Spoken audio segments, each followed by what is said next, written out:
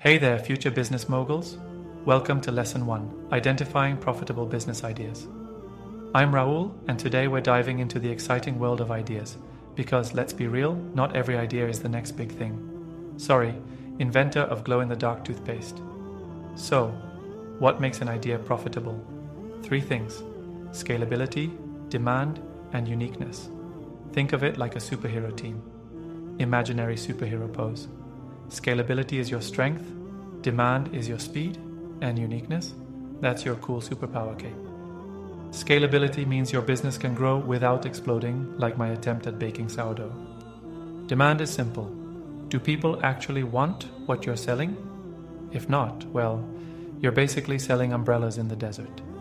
Uniqueness sets you apart. No one wants a copy of a copy of a copy, unless it's memes. Memes are the exception. Now, let's talk trends.